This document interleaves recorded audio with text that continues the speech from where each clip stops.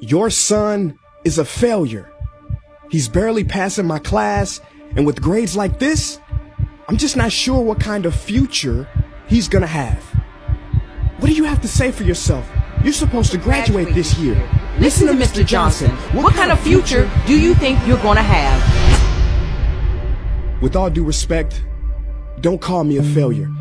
Failure is an event, not a person, in fact. And you talk about the future, Mr. Johnson, but you're not preparing us for that. Excuse me? Just listen to what I'm saying. This should be good. Would you agree that in the future, most careers will become automated?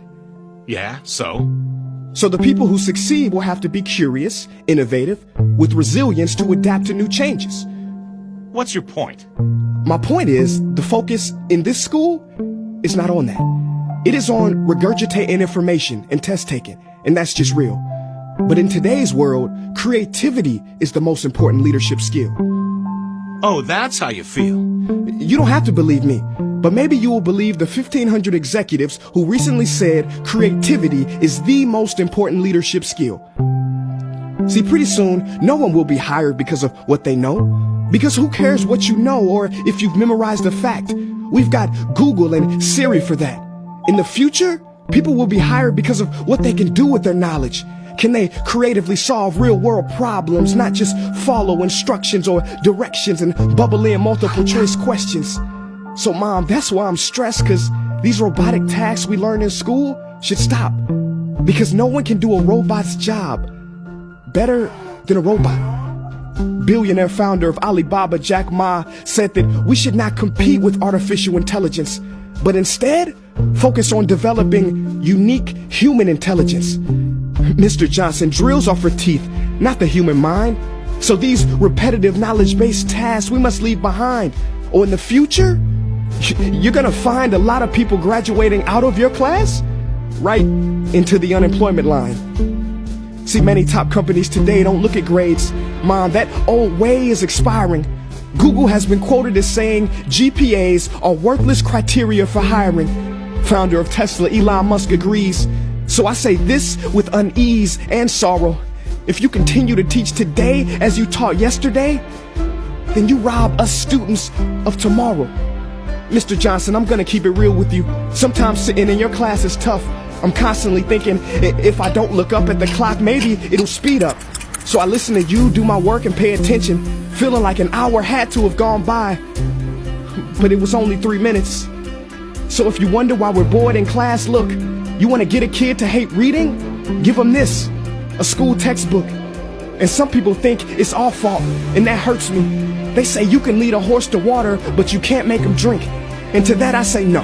Firstly, you can put salt in that horse's hay and make him thirsty. And if you bring joy in your classroom, you can make any bad student nerdy. As he or she discovers the beauty of truly learning. Mr. Johnson, I mean no disrespect. You have the most important job on this planet. You build, create, and save lives. But if you really care about my future, like you say, then you have to fully commit and ask yourself honestly, how do I prepare a child for a future that doesn't yet exist? Here's a hint. The answer is not found in this. It's using this and this. See, in the future, we will need more passion and compassion. People with inspired hearts and wisdom to uplift this planet. And Mom, I love you, but can I be real? Go ahead. You want to know one of the biggest factors for childhood success? It's not IQ. It's family meals. And we haven't had one of those in a while. See, I know sometimes you don't feel proud, because I may not be a straight A student, but I'm not stupid. These tests may be 70% of my grade, but they're 0% of my future. But don't worry, I'll pass this class and get through this. But I need you to give me the space I need to be me and live true. Because the best feeling in the world is that your own parents get you. There's a passage in a book called The Prophet by Khalil Gibran. And if you don't mind, I'd love to share it with you. Go ahead. See, he says, your children are not your children. They are the sons and daughters of life longing for itself. They come through you, but not from you. And though they are with you, they do not belong to you. You may give them your love, but not your thoughts, for they have their own thoughts. You may house their bodies, but not their souls, for their souls dwell in the house of tomorrow. So, Mom, I'd appreciate it if you give me the love that I need to pursue my dreams.